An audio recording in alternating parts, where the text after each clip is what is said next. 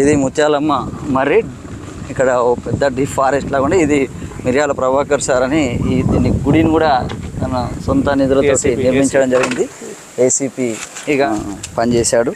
తర్వాత ఇప్పుడు కూడా నిరంతరం నిస్వార్థంగా మా ఊరి కోసం అలాగే సమాజం కోసం చేస్తూనే ఉంటాడు. ఇక్కడ కూడా ఈ నిర్మాణం అయితే సారు తన సొంత నిధులతోటి, ఇది ముత్యాలమ్మ మర్రి అంటాం, చాలా పెద్దగా ఉంటుంది.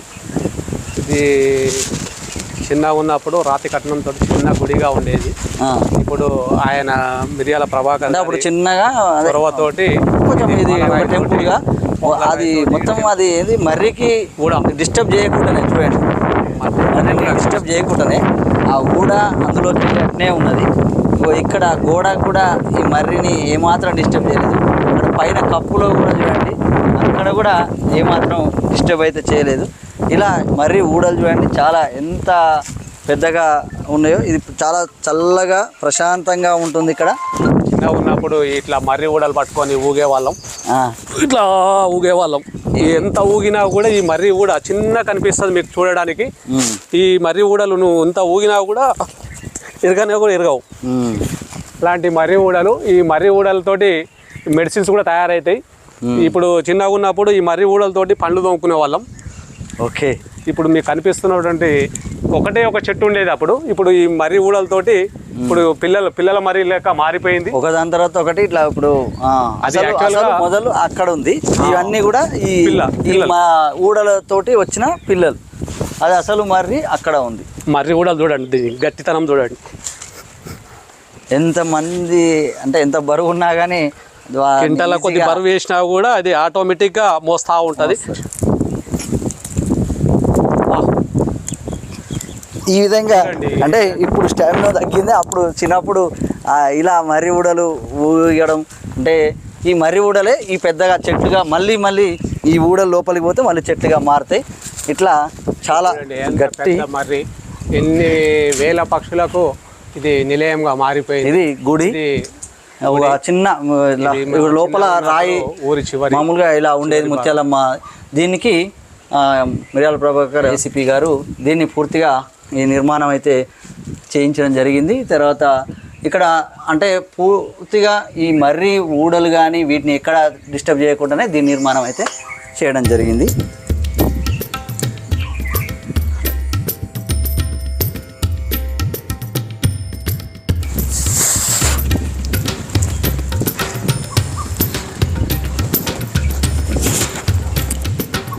ఊరు ఇక్కడ దగ్గరనే ఉంటుంది. మళ్ళీ ఇక్కడ చూడవచ్చు, అవి అక్కడ మీకు ఇండ్లు కూడా కనబడుతున్నాయి.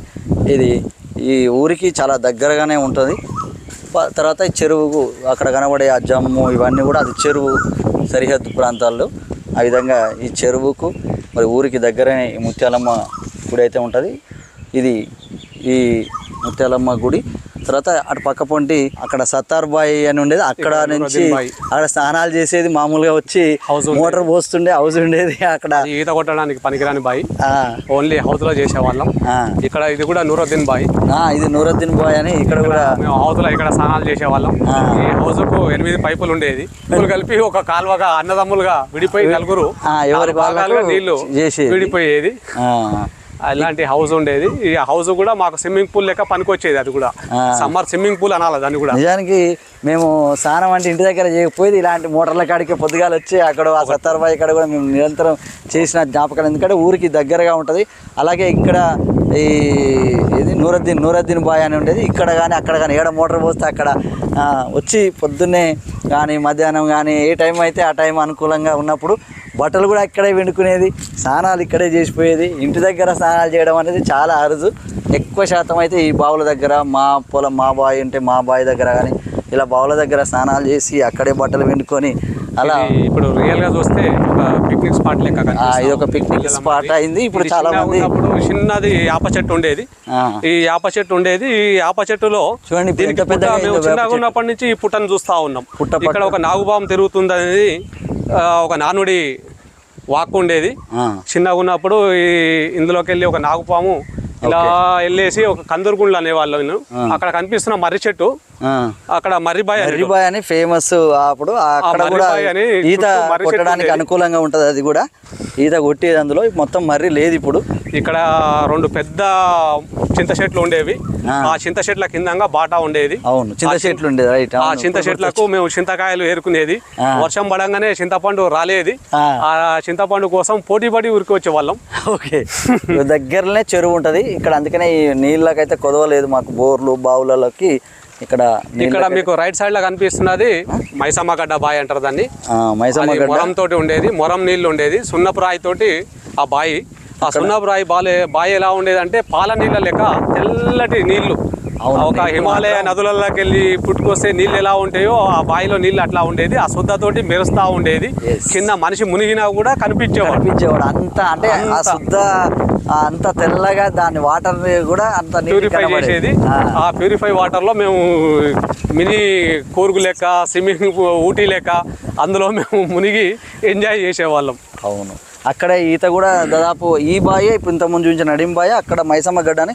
అది మామూలుగా చూడడానికి అయితే ఇరుగ్గా ఉంటుంది కొంతవరకు, కానీ అక్కడ నీళ్లు మాత్రం చాలా, అంటే ఈత కొట్టడానికి తర్వాత నీళ్లు కూడా చాలా అన్న చెప్పినట్టు తేటగా ఉండడం.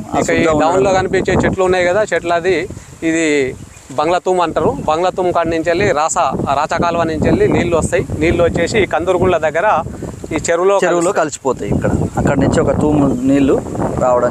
బంగ్లా తూము అంటారు దాన్ని. బంగ్లా తూము అంటే బంగ్లా ఉంది, డాక్ బంగ్లా. ఆ డాక్ బంగ్లా తూము ఇక్కడ నుంచి నీళ్లు వారుకుంటూ ఇక్కడ వచ్చేసి చెరువులో కలుస్తుంది. ఇది మర్రి బాయి. మామూలుగా ఇంతకుముందు నడిం బాయి చూసినాం కదా, ఇది మర్రి బాయి. ఇది కూడా పూర్తిగా అంటే ఇప్పుడు నిండి ఉంది. మామూలుగా చాలా లోతు ఉంటుంది. ఆ లోతు దీనికి మర్రిబాయి అని పేరు ఎలా వచ్చిందంటే ఎదురుగా కనిపించేది మర్రి చెట్టు. ఇప్పుడు మీకు మొండెం లెక్క కనిపిస్తూ ఉన్నది, గ్రీనరీ కనిపిస్తూ ఉంది కదా, అది మర్రి చెట్టు. ఆ మర్రి చెట్టు ఒడ్డున ఉండడం వల్ల దీన్ని మర్రిబాయి అనేటోళ్ళు. ఇది చెరువుకు ఒడ్డున ఉండేది. దీనికి ఇప్పుడు ఇది మొత్తం కూడిపోయి ఇప్పుడు మట్టి కనిపిస్తూ ఉన్నది. ఇది యాక్చువల్గా రాతి కట్నంతో కనబడుతుంది. ఇది మోటార్ పెట్టేటువంటి కొట్టడానికి అప్పుడు ఇది మోటార్ ఏర్పాటు. మామూలు పశువులతోటి నీళ్లు పోసేది మోటార్లు లేనప్పుడు, లేని కాలంలో. ఇది మొత్తం రాతి కట్నంతో కట్టబడ్డ బాయి, కానీ ఇప్పుడు మీకు కూడిపోయి మొత్తం మట్టి కనిపిస్తూ ఉన్నది. చెరువు దగ్గర ఉండడం, అక్కడ దగ్గరలోనే చెరువు ఉంటుంది కాబట్టి నీళ్ళకైతే కొదవలేదు. మొత్తం చెరువు ఎండిపోయినా ఆవుల మీద డిపెండ్ కాకుండా ఇప్పుడు యాక్చువల్గా చెరువు నీళ్ళ మీద డిపెండ్ అవుతున్నారు కాబట్టి మోటార్లతో అవసరం లేదు కాబట్టి ఈ బాయిని పట్టించుకునే నాదుడు లేక ఇలా క్షీణదశగా ఈ పడవబడ్డ బావుల్లాగా అయినాయి, పూర్తిగా నీళ్ళతోటి నిండి. ఇది కూడా మేము స్విమ్మింగ్ పూల్గా వాడేది.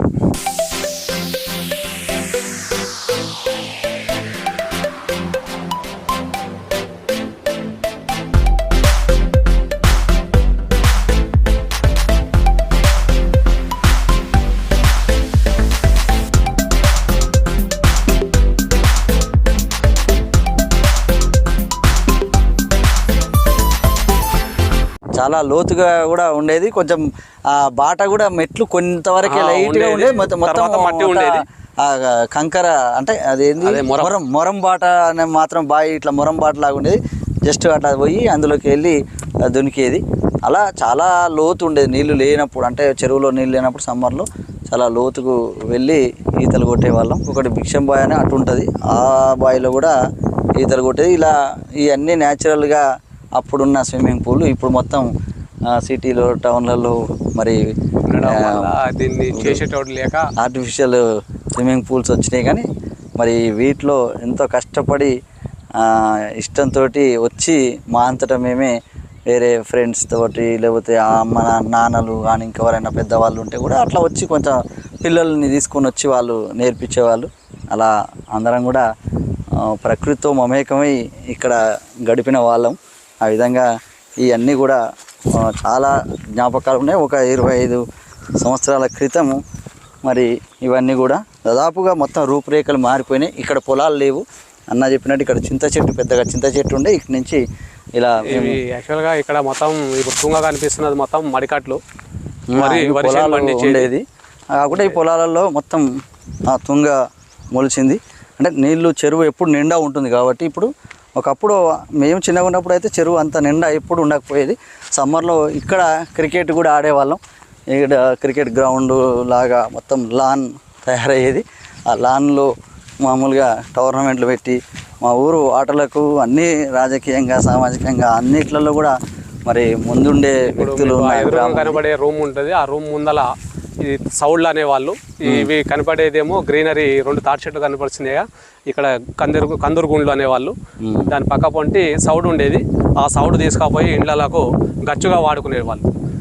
మీకు ఎప్పుడు సౌడ్ కావాలన్నా కూడా ఇక్కడ నుంచి వెళ్ళి సౌడ్ తీసుకుపోయేవాళ్ళు. ఇప్పుడు అంటే పైన పెంకలు వేసేటప్పుడు పైన దాని కింద వేసేసి అది సౌడ్ ఏంటంటే ఒక బంక జిగురు లాంటివి పదార్థం అది. ఆ సౌడు దాంతో బట్టలు కూడా ఉతికేవాళ్ళు.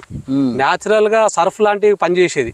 అందులో కాస్మెటిక్ సోడా అలాంటివి ఉండేవడం వల్ల బట్టలు చాలా తెలుపుగా మంచి సువాసన వచ్చేది ఆ మట్టితోటి.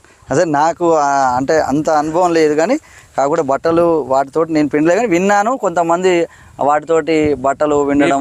సబ్బు పెడితే పెంకలు అయితే ఇల్లు కట్టేటప్పుడు మాత్రం దాని కింద వేసేవాళ్ళు, అతుకపోయేది పెంక. అసలు ఆ పెంకల ఇల్లు ఎంత చల్లగా ఉంటుందో ఇట్లా ఈ సౌడ్ వేసి తర్వాత ఆ మట్టి పెంకలు టైల్స్ అవి వేస్తే ఎంత అద్భుతంగా. ఇప్పటికి కూడా అలాంటి ఇళ్ళల్లో ఈ ఎండల వేడికి మామూలు స్లాబులలో ఉండలేము, మరి రేకులలో ఉండలేము. కానీ ఇప్పుడు మీకు కనిపించేది ముందర కనిపించేది మొత్తం జమ్మ అంటారు. ఇది ఎండాకాలంలో ఇవి రౌండ్ షేప్ లో వస్తేనేమో తుంగ అంటారు.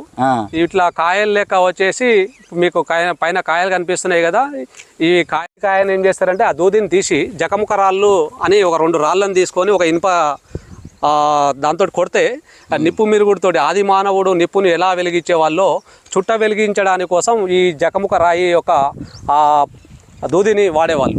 అప్పుడు దూది అనేది అందరికి అందుబాటులో కాయల్లాగా ఉన్న దాంట్లో మనకు ఇప్పితే దూది వెళ్తుంటది.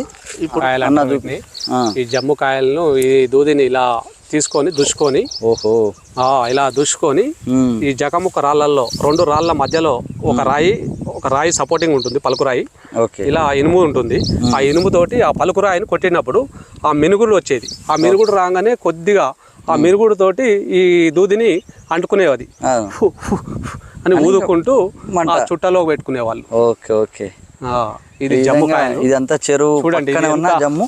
తర్వాత ఇది వేసే ఎంత ఆహ్లాదంగా కనిపిస్తుంది. దూది కాటన్ రేకుల పైన లేదా అన్నిటికి కూడా చల్లగా ఉండడం కోసం ఇవంతా కూడా సమ్మర్ లో కొట్టుకొని వెళ్తుంటారు.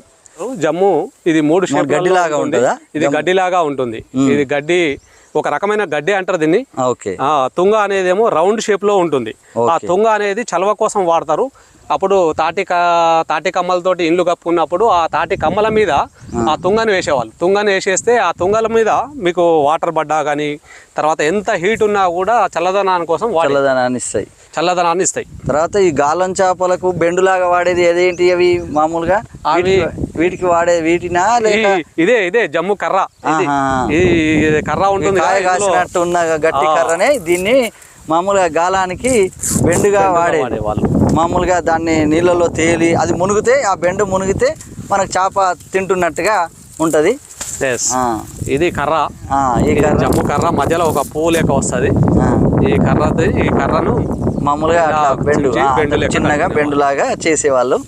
అది మామూలుగా చేపలు వచ్చి దాన్ని టచ్ చేసిందంటే ఇది బెండు మునగడం, దాన్ని కదలడం పూర్తిగా లోపలికి గుంజుకుపోతుంటా ఉంటే ఇది మొత్తం మునిగిపోతుంది. దాన్ని ఆహారంగా తీసుకొని పారిపోతున్నప్పుడు ఇది మొత్తం మునిగిపోతుంటే అప్పుడు మనం దాన్ని ఈ విధంగా ఇవన్నీ నిరంతరం చేపలు పట్టడం ఇలాంటి ప్రదేశాల్లో తిరగటం అయితే ఈ చిన్నప్పుడు చేసేవాళ్ళం. ఇవన్నీ కూడా మా ఊరి మధుర జ్ఞాపకాలు. మునిపంపుల అన్ని రంగాల్లో కూడా ముందుండే గ్రామం. తర్వాత ఎంతోమంది వివిధ ప్రాంతాలకు సరే జీవనోపాధి అనుకోండి ఇంకే వేరే అవసరాల కోసం వేరే ప్రాంతాలకు వెళ్ళి జీవిస్తున్న వాళ్ళు మరి వేలల్లో ఉన్నారు. ఈ గ్రామంలో పుట్టి పెరిగి మరి ఎన్నో ఘనకార్యాలు సాధించిన వాళ్ళు ఉన్నారు. అలా ఈ ఊరులో అనేక ఇలాంటి చెరువు తర్వాత అలాంటి ప్రకృతి సంబంధించిన బావులు ఇలాంటి ఎన్నో ఉన్నాయి. ఇది మా ఊరు యొక్క గొప్పతనం.